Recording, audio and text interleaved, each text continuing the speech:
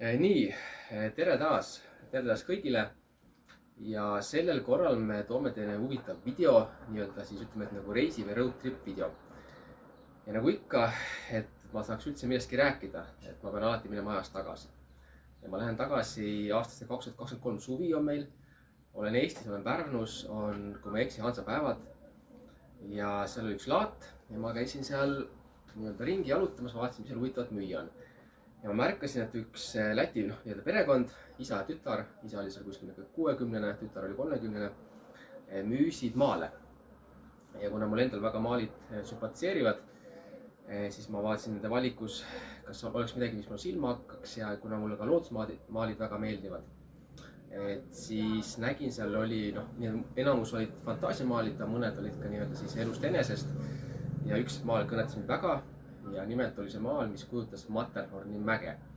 Et nüüd, panen ka pilti teile, et mille see Matterhorn välja näeb, aga ütleme siis kõigile niimoodi, et see Matterhorn on sama mägi, mille järgi on siis tuletatud see Toblerone šokolaadipakend, see on ka Matterhorni pilt peal, motiivid. Et selline mägi Šveitsis. Ja kuna see maal mind väga kõnetas, et siis ma ostsin ära selle maali endale. Ma panin endale magamistuppa seinale ja siis, kui ma olin ta koju viinud, siis ma lubasin endale, et võiks olla mul üks reisisihtkohti järgmisi. Ja nii oligi. Siis ma juba tollel oli 2023 suvi, nagu valisin. Hakkasin juba siis, vaatasin, mõtlesin ideid, et kuidas sinna saada, aga see oli kõik idee tasandil. Aga kuidagi läks niimoodi järsku, vahepeal ma selle peale mõelda, et 2024 oli võib-olla maikuu või oli aprill lõpp, ma ei mäleta, võib-olla maikuu algus. Ja siis tekkis mõte, et ikka peaks sinna minema. Ja nagu mul ikka, et tihti ei saa algus vedama, lõpuks ei saa pidama. Ja siis ma ühesõnaga tegin selle plaani nii-öelda, panin kiiresti paika ja mõtlesin, et teeme siis teoks. Ja kuna mul poiss oli huvitatud kaasa tulemast, üksi ma ei oleks ka juba läinud. Võib-olla oleks läinud, aga poiss on mul hea reisikaaslane. Siis mõtlesime, et lähme siis kahekesi teeme üks isa-poja road tripi. Ja siis see nägi välja selline, et alustasime Münchenist. Ja liikusime siis nii-öelda sinna Matterhorni suunas, et see koht, kus see Matterhorni kõige paremini näha saab, on Zermatt. Ja sealt siis tagasi tules mõtlesime, käime veel läbi Liechtenstein, ööbime seal. Ühe, nagu öeldakse, huvitav koht Liechtenstein. Sinna niisama ei sattu ja siis käisime Austrias, Innsbruckis ja siis tagasi sinna Münchenisse. Ja mõtlesin ka, et kuna see reis oleks meeleolukas, oleks mõnus sõita, peaks hea auto olema. Ja kuna oli sõna otseses mõttes vaja ka Alpe ületada, siis mõtlesime, et auto pole hea. Ja vaatasin valikus, mida siis saada on ja mul jäi silma BMW Z4. Et tegu on suht väikse autoga, kerge autoga, sportliku autoga, nii et mõtlesin, see oleks ideaalne auto, mida nii et kasutada. Seda enam, et me tahtsime kindlasti kabrioletti, et ikkagi suvine aeg oli, see oli siis, mille me see reisi tegime, oli eelmine aastal juunis. Et lubas ilusaid ilma, siis mõtlesime, et igal juhul kindlasti kabriolett. Ja võtsimegi Z4. Reis läks ka hästi ja kahjuga nüüd ongi see, et ma tegelikult seda üles ei filminud. Et sellega läkski niimoodi, et mõtlesin, et see oli eelmise aasta juuni lõpus, 2024, ja siis kui me tulime tagasi, siis me hakkasime, ma ei tea, kus see idee isegi tekkis, et hakkasime neid Trashcabi videosid tegema. Et esimene video, mis me tegime, oli vist võib-olla juulis tehtud. Ja see oli niisugune mõte küll, et oleks võinud selle kõik üles filmida, seda enam, et ma juhuslikult märkasin, et mingi Eesti seltskond käis ka kuskil seal samas piirkonnas. Nii et võtsin selle kõik lint ja mõtlesin, et ai. Aga jäi kuidagi kripeldama see mõte, et mina nüüd seda üles ei filminud. Ja kuna tõesti oli väga tore sõit, siis mõtlesingi, et nii-öelda siis võiks seda kõike korrata. Ja kuna mul nii-öelda see aasta jälle võin põhjusega kiita, et mul poiss lõpetas selle kiituskirjaga. Ja ma küsisin, et mida sa siis nüüd issi käest tahad. Emme käest sai 50 euri preemiaks. Mida sa issi käest tahad ja siis ta ütles, et tema tahaks jälle suvist road tripi autoga nagu eelmisel aastal. Siis mõtlesin, et okei, põhjus on olemas. Ja kuna ei kripeldama ka, et ei saanud seda road tripi filmida, siis mõtlesin, et okei, väga hea põhjus. Teeme uue road tripi. Aga kuna Šveits oli käidud, mõtlesime, et seekord võtaks siis sihiks Itaalia, kuna kui me sinna eelmine aasta Šveitsi sõitsime. Et seal päris mitmes kohas näitas ka viidad, et Itaalia pole kaugel. Taaskord jäi natuke kripeldama, et olime suht lähedal, aga jäi tegemata. Ja nii ongi. Ja mõtlesimegi, et teeme siis seekord samamoodi, et alustame Münchenist, lõpetame Münchenist. Ja siis võtame auto ka, Cabrio. Kuna nii-öelda Z4 enam uuesti võtma ei hakanud, et ei ole mõte ennast korrata, siis mõtlesime, et võtame midagi muud. Ja kuna ma mäletan, eelmine aasta oli ka valikus pakkuda 4 seeria BMW Cabrio. see oli hinnaklassi sama, minu arust see 4-seeria BMW oli see maksimum võib-olla 10% kallim. Aga siis ma vaatasin, et see aasta olid nagu pakkusid ka, või pigem pakkusid, et eelmine aasta oli see nii-öelda põhiline auto oli see BMW, aga see aasta oli siis tulnud meile pakkumisse ka Mercedes CLE Cabrio või sarnane, et siis ma eeldasin, et kas siis saab selle CLE või 4-seeria. Ma ütlesin, võtame nagu selle, ja nii ongi, et ma lihtsalt kõigest muust ma räägin nii-öelda juba hiljem selle sõidu käigus, aga jah, et siis selline see mõte oli ja mõtlesime, et teeme selle teoks. Kohe asja ma lihtsalt mainin juba ette ära, et seoses nende autodega, et lihtsalt juba nii-öelda mõned targad asjad, mida võiks kõrval taha panna. Et eelmine aasta, pärast kui ma nii-öelda reisi läbi räägin hindadest, kindlasti kõik huvitab, et see rahaline pool, mind huvitab, et kuidas ja palju mingi asi maksma läks, aga oli niimoodi, et ma vaatasin jah, et see auto tundus kuidagi juba odav.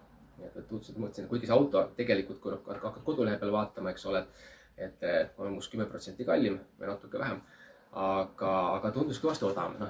Ja sama mõtlesin, et kui ma oleks Z4 võtnud see aasta, oleks ka nagu palju odavam. Ma ei saanud nagu aru alguses, et mis see point on. Aga siis ma lihtsalt närisin läbi, et point on vist see, et kuna seekord me võtame auto lennujaamast, eelmine kord võtsime auto kesklinnast, et sealt tuleb sinna vahe. Ja ma seekord ka siis nagu panin, et võrdluse mõttes paningi, et võtaks seesama auto kesklinnast, siis oligi niimoodi, et olekski olnud märgatavalt kallim. Et kõikidele, kes tahavad rendiautot võtta, vähemalt siin Saksamaal, et siis selle peale tasuks mõelda. Ja võib-olla on see nii-öelda Sixt, see on see firma, mille kaudu me oleme nüüd autosid võtnud, võib-olla see on selle eripära, ma ei tea, aga lihtsalt teile infoks.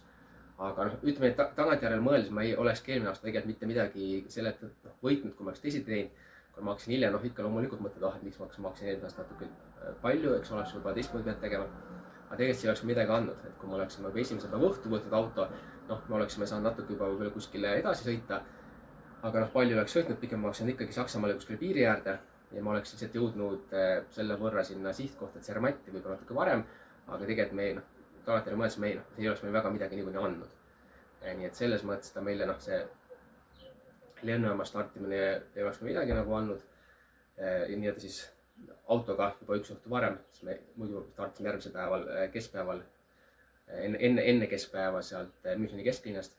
Ja kuid pigem oleks ta meile selles mõttes, et võib-olla oleks ebamugavusi toonud kaasa, et kui ma oleks nüüd lennujaamast võtnud, ma oleks pidanud auto viima ka tagasi lennujaama, aga kui ma hakkan mõtlema seda päeva õhtut, millal me jõudsime Münchenisse, me jõudsime sinna kell 10, kuskil 10 paiku 9-10 või kuskil 10, et kui me oleks nüüd tahtnud kõik seda teha, mis me tegime, ja me oleks meie auto pidanud siis andma nii-öelda siis samal õhtul tagasi veel, et siis ma oleks pidanud olema jõudma sinna kuskil lennujaama, ma ei tea, kell 6-7, et kokkuvõttes ikkagi oleks väga palju meie plaane rikkunud, nii et selles mõttes, et see ei oleks midagi andnud, kui ma oleks auto võtnud lennujaamast. Teine variant on muidugi see, et kuna ma oleks nii palju odavat vist saanud, ma oleks sama rahast saanud 4 päeva, 3 päeva asemel, aga samas ka ei oleks see meile midagi andnud, sest ma oleks saanud 1 päeva auto nagu enda käes kauem hoida. Okei, see tähendab, oleks me võitnud selle mugavuse, et me ei oleks pidanud tagasi kiirustama. Oleks me kõik teinud nii, nagu me praegu tegime, aga samas oleks auto meil järgmine päev veel käes. Ja kuna me tegelikult järgmine päev, tolle me tahtsime lihtsalt Münchenit avastada ja tegime seda meeleldi ühistranspordiga jala. Et eriti oluline see osa, mis me tegime jala, nii et tegelikult see auto oleks meil olnud pigem tüütu. Et midagi oleks võib-olla saanud natuke seal mõne marsruudi võib-olla mugavalt läbida, lihtsalt sõita nii-öelda Münchenist kuskil sealt, käisime vaatamas BMW muuseumis olümpiastaadioni. Aga pärast nii-öelda selle vanalinna osa, seda me tahtsime niikuinii jala teha. Nii et pigem oleks seda teinud meile elu ebamugavaks, seda enam, et me oleks pidanud auto ikka viima tagasi lennujaama. Et kui ma oleks nüüd läinud sinna veel samal päeval, mis me tegelikult oli täis Müncheni päev, oleks meil läinud veel lennujaama, autot viima, nii et tegelikult see oleks meil, nagu öeldakse, teinud asja ebamugavamaks. Ja rahas me ei oleks ka nagu selles mõttes midagi võitnud, et kui me praegu tulime lennujaamast ja reisi lõpuks läksime lennujaama rongiga, siis oleks see, et kui ma oleks pidanud auto ära viima, siis ma oleks pidanud kõik tagasi tulema nii-öelda kesklinna ikka rongiga ja viimase päeva siis ikkagi minema tagasi ikka sinna. Kokkuvõttes jah, et see, mis me eelmine kord oli, et tundus võib-olla korra nüüd nagu natuke kallis, aga tegelikult see oli täpselt nii nagu olla pidi, et kõige mugavam meile. Et kõik muud variandid oleks siis, et kui ma oleks tahtnud odavamalt saada, oleks meil palju ebamugavamaks muutnud, ma oleks meil varem tagasi olema.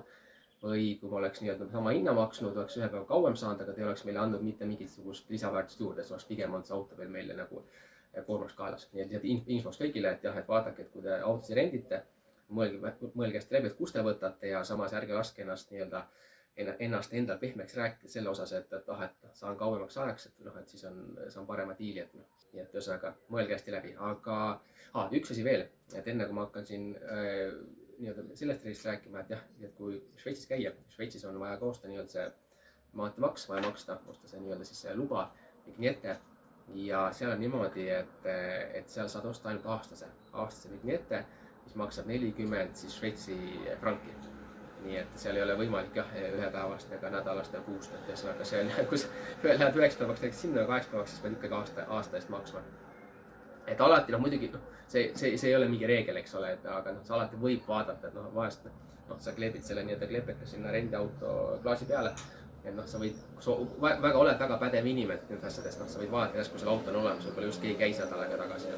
Sest et kui meie käisime, kleepsime see klepeka peale, sellega sai siis ikka väga pikalt sõita. Ja et seda tasub vaadata, aga reaalsus on see, et suur tõenäosus seda ei ole ja siis pead ostma nii-öelda. Eriti mugav on enne, kui sa ületad piiri, nii et Šveitsi piir ostad selle juba ära kuskilt, sealt me ostsime siis olime vist, ma ei mäleta, kas Saksas või Austrias, mis piiris jooksis, vist olime veel Saksasse jookseb kuidagi väga lähedalt täpselt. Jooksevad need piirid seal kokku, et ostsime see ära ja et kõik siis teavad. Aga seekord me siis keskendume Austriale, Itaaliale ja tegelikult me seekord käime ka teeme väikse põike. Ma veel ette ütlen, mis me seal teeme, käime korra veel Šveitsis, aga seekord me teeme niimoodi, et proovime vältida neid, me peame vältima neid tasulisi maanteid, sest meil ei ole seda vignetet ja me ei hakka ka 40 Šveitsi franki selle peal raiskamas. Me tõesti me on seda väga vähe sõita. Nii, aga kõigest juba siis edaspidi ja hiljem.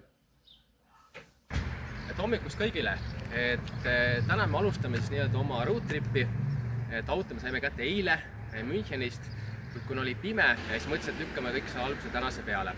Ilm on meil ilus, taevas sinine, soe, 25+ kraadi ja me oleme praegu Baierimaal, Lõuna-Saksamaal ja liigume Austria suunas.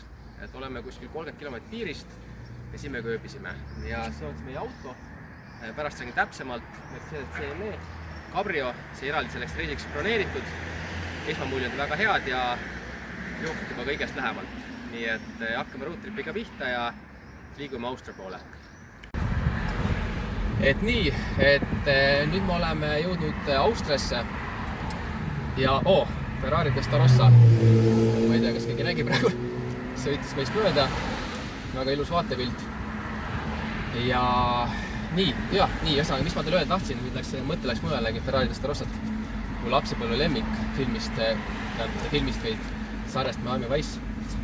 Et oleme nüüd Austrias ja kui ma eelmine aasta siin käisin, see oli niimoodi, et ma olin nii-öelda esimesele 3. päeva olin ka Austrias ja siis ma ostsin, et kuna siin Austrias on need maanteemaksud, tollid, et siis ma ostsin nii-öelda selle 10 päeva pileti.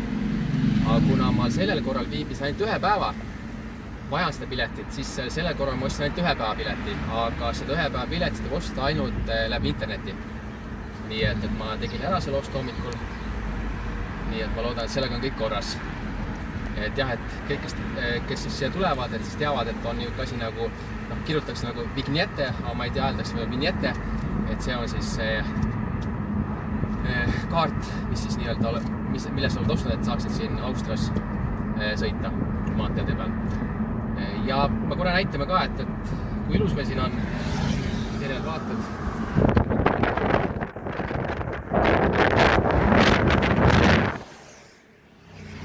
Praegu jõudsime küll jõukse kohta, vist kui oli niisugune korralik metsatukk siin ees, aga ma vaatan, võib-olla saan teile kohe parema vaate võimaldada.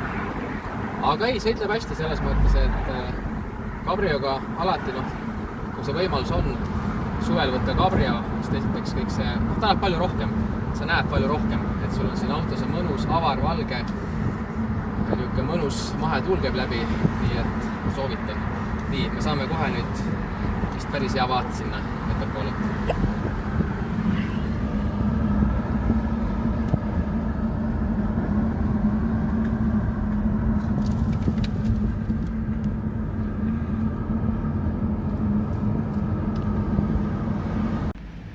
Nii, et me enne, kuna oleme ühes linnas praegu sõidame siin, et üks valgusvaar teise otsas, mõtlesin, et teeme nii-öelda aega varajaks, räägime.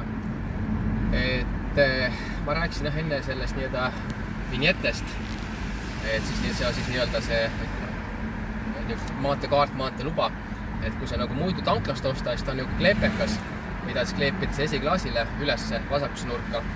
Aga noh, kuna ma ostsin läbi selle interneti, siis on ta digitaalne. Aga mis on veel siin Austrias lisaks, on see, et lisaks nii-öelda selle vignettele, nii-öelda siis maanteede, kiirmaanteede maksule on olemas ka niisugune asi nagu Streckenmaut. See on siis Streckenmaut, et see on siis niisugused erilised teed, mingid tunnelid, eelkõige mägedes, et nii-öelda see on veel eraldi. Et kui sa tahad neid kasutada, et siis põhimõtteliselt tuleb ka nendest maksta. Aga eelmine kord, kui ma sõitsime, ma ei kasutanud neid, nii et seekord on mul nüüd esimene kord võimalus proovida, et kuidas sellega läheb. Et eks ma siis annan teada ja nii ongi. Et võib-olla kellegi on huvi, et palju see nii-öelda ühepäevane vignette maksis. Et see oli, ma ei mäleta, 9 eurot midagi, 9,30 või 9,70. Nii et ei olnud kallis. Kõik on suhteline, aga ei olnud kallis. Aga vaatame, palju meil täna siis neid, kuna vist päris mitmes kohas me peame siis nii-öelda selle lubama enda selle Streckenmaut. Et siis vaatame, palju meil see kokku läheb. Et teoreetiliselt on võimalik ka vist kõiki asju vältida. Et sõita ka mööda muid teid, aga eks ole piirkonnast. Mõne puhul vaatad kaardi pealt tõesti, et tee läheb lausa selle kiirtee kõrvalt. Aga mõnes kohas teeb seal ikka päris niisuguseid ilusaid ringe ja käänulisi asju, nii et see nii-öelda ajakulu jälle, et lõpuks tuleb mõelda, et kui sa oled siin ja niikuinii raha kulub, et kas siis tasub see investeering teha või ei tasu, aga meie puhul antud veel tasub, sest meil nii-öelda ajaga on nagu on.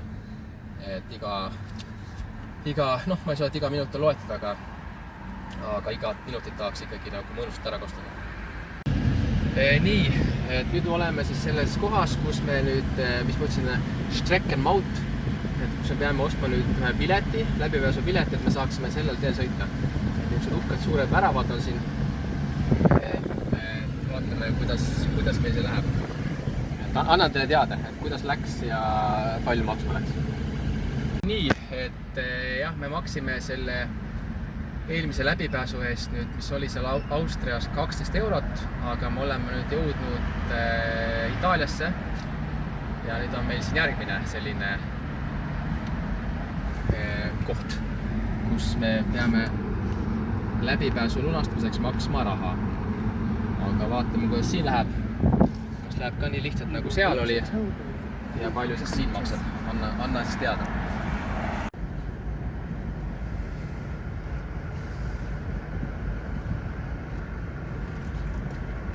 Nii, et meil Itaalias on natuke teistmoodi asi. Et see oli niimoodi, et kui me sinna sisse sõitsime, et siis anti meile hoopis üks pilet. Ja nüüd, kui me välja sõitsime, et siis me nii-öelda siis lunastasime selle pileti ära. Et kuna vastavalt sellele, et millal sa kuskilt välja sõidad, vastavalt sellele paned pilet sisse, siis ta arvutab sulle nii, et kuna meil oli vist suht lühike sõit, igal juhul me maksime selle eest 2,9 eurot. Et jaa, ma natuke räägin ka, et kuidas meil siin sõita on. Et ütleme, et siis selle aastane see road trip on natuke erinev minu eelmise aasta omast. Et kuna eelmine aasta ma nii-öelda siis otse mõttes ületasin Alpisi ja olid nagu järsud tõusud, langused, serpentiinid ja nii edasi. Et siis see aasta, ma ei tea, muidugi lähme teist eti tagasi, et vaatame, mis seal Austrial on. Aga praegu olles Itaalias on niisugune, lihtsalt sõidame suht rahulikult ja loodus on ilus. Kohe võime teha näitab, vaata, kus see näha on. Et loodus on ilus ja sõit on mõnus ja ilm on soe, aga niisugusem seekord on niisugusem rahulikum. Et auto on ka rahulikum. Et eelmine aasta nagu mainitud sai, et oli Z4 BMW, väiksem, sportlikum, aga see aasta ju teadlikult mõtlesin, et sama autot võtma ei hakka. Tahaks midagi muud ja mõtlesin, et kuna oli siis saada see Mercedes CLE Cabrio, siis mõtlesin, et see oleks suurepärane. Et uus auto ka niisugune, uus auto, mis on turule tulnud, mitte kaua aega tagasi, nii et mõtlesin, et seda tahaks tõesti ära proovida, kuna mulle alati nagu meeldib need Versu Coupe'd ja Cabriod. Nii et auto väga mõnus, et see on must niisugune, ma ei ole ta veel nii-öelda korralikult proovile pandki, aga muidu niisugune rahulik, mõnus ja mõnus on sõita, mugav ja täitsa hea. Aga eks mingi hetk jälle vaatame, kui võib-olla mingi huvitav koht on, et ma ei seda öelda lihtsalt, et need, kes on vaadanud võib-olla teisi neid igasuguseid niisuguseid road tripi asjaga, mägedes ongi see, et isegi kui sina sõjad kiiresti, niisugune tunne, et varsti lendu ei lähe. Siis tegelikult, kui seda filmid, siis tegelikult see tundub kõik nagu vähemalt kasvada aeglasemalt.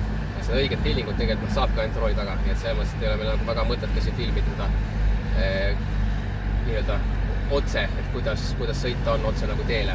Aga ma korra filmiks annaks filmida seda ilusat loodust, mis siin on. Ilusad mäed. Olen praegu ühe bussi taga siin, aga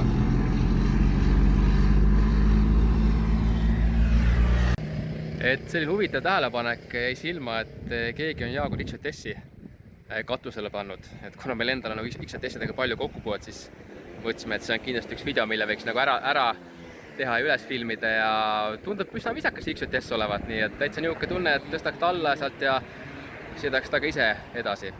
Nii et väga huvitav pull. Nii, et jälle üks nii-öelda võib-olla niisugune tark tagasiside, et me eelnevalt täna väga pikalt rääkisime sellest, et need nii-öelda tasulised maanteed, teemaksud ja nii edasi, nii tagasi. Ja kui me hakkasime nii-öelda täna siis mingil määral nii-öelda tagasi sõitma, et nii-öelda Itaalias olid asjad nii-öelda tehtud nähtud ja tagasi Austria poole, siis vaatasin, et huvitav, et see andis meile autonavi, andis meile üllatavalt pika saabumisaja, et 4,5 tundi, aga ma kunagi varaselt vaatasin, et ikkagi olen eelnevalt need plaanid läbi käinud, et Google Maps oli mul näiteks 3 tundi ja natuke peale. Ja ma ei saanudki aru, et mis seal nagu oli, et kilometraaž oli enam-vähem sama. Kuigi seal oli ka mingi vahe, võib-olla oligi mingi 10 kilomeetrit, mingi sellist. Aga hakkasin siis mõtlema, ja siis vaatasin autonavi neid seadistusi ja seal oli tõesti näha, et teatud oludest kindlasti võib-olla ei saa neid vältida. Aga seal oli jah, et vältida nii-öelda neid teemakse. Ja ta oli siis nii-öelda meid suunanud nii-öelda sellise tagasitee sedasi, et oleks siis nii-öelda need aeglasemad teed ja nii edasi. Et jah, aga siis me ikkagi nii-öelda muutsin ära, et tegelikult olema ausalt seal 1,5 tundi rohkem. Et kas 3 tundi või 4,5 tundi, iseenesest kui aeg on palju ja midagi tarka teha pole, siis okei, aga samas olema ausalt, et kiirtee peal on ikkagi palju mugav sõita. Nii et ühesõnaga panime ikka endale selle kiirem variandi, nii et jah, et ühesõnaga täna oli meil nii-öelda võimalus olla siis selles olukorras, kus meile pakuti ka see pikem variant auto poolt, aga see tundus küll väga nüri. Nii, mõtlesin, et vahepeal üks väike klipikel, et kui enne oli meil päeval või meil päike ja oli täitsa kohati 32 kraadi näiteks auto, 32,5, 31,5, siis praegu on meil viimase aega 16,5 kraadi.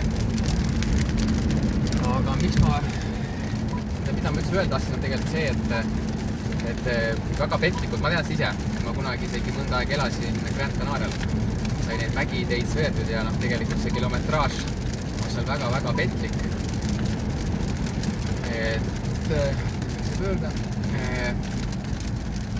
Et ka täna ma lihtsalt vaatasin, et mõtlesin, et huvitav, et palju sõidetud on. Ja niisugune tunne, et väga palju on sõidetud ja niisugune tunne oleks nagu, kuna tunde on istutud roolis, et ma ei tea, 7-8 kilti kokku sõidetud, vähemalt pool seilsega, aga auto näitab, et tegelikult on ainult natuke üle 400 kilomeetrit sõidetud. Nii et see jah, need nii-öelda isegi veel päris mägiteed. On isegi niisugused nii-öelda pooledi mägiteed ja on väga petlikud, et sõidad, aga loomulikult eks täna oli ka igasuguseid ummiku moodi asju ja seisakuid, aga jah, et tunne nagu sõidad, aga tegelikult väga nagu edasi ei liigugi. Et meil see päeval esimene sõit tegelikult meil pidi olema umbes 200 kilomeetrit ja 3 tundi, aga lõpuks läks meil 4 tundi ja vist 20 minutit lausa, 4 tundi 10. Nii et see kõik nagu venis, aga seal oli tõesti mõned seisakud ja nii edasi. Aga jah, ühesõnaga, mägiteede sõitmine on väga petlik, nii et alati tasub aega varuda. Mind ka jälle üllatas, et ikkagi kui kulukas see kõik on. Nii, ma lubasin öelda, et palju meile siis nii-öelda see kiirem sõit maksma läks.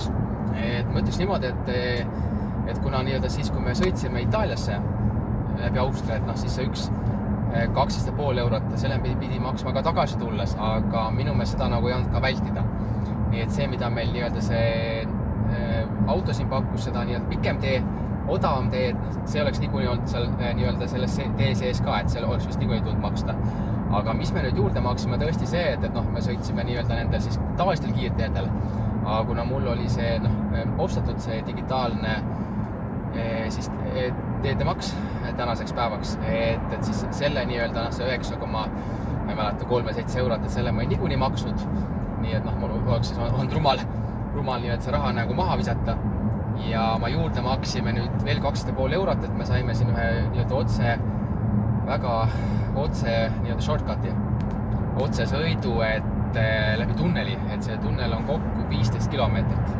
Et oleks muidu siis pidanud seal Sinka-Vonka sõitma, mis iganes, ma ei kujuta ette kui kaua. Nii et jah, et ütleme niimoodi, kui ma ei ole, ma ei oska seda öelda, et kui ma nüüd ei oleks seda ostnud ikkagi oli, selles mõttes ikkagi, kui ma päeval ka sõitsin, ma ikkagi nägin, et ikkagi ma pidin ka neid tavalisi nii-öelda siis maksustatud maanteid sõitma. Lisaks need veel erijupid. Nii et selles mõttes jah, et praegu ainuke asi, mis mul nii-öelda juurde tuli, oligi see 12,5 eurot, siis see 15 kilomeetri tunnel, nii et igal juhul on see 1,5 tundi aja kokkuvõitu, see 12,5 eurot on hästi investeeritud. Seda enam, et siin tunnelis on tõesti mugav sõita peaaegu otse ja siin üksi sõidad, kedagi siin ei ole, aga vot.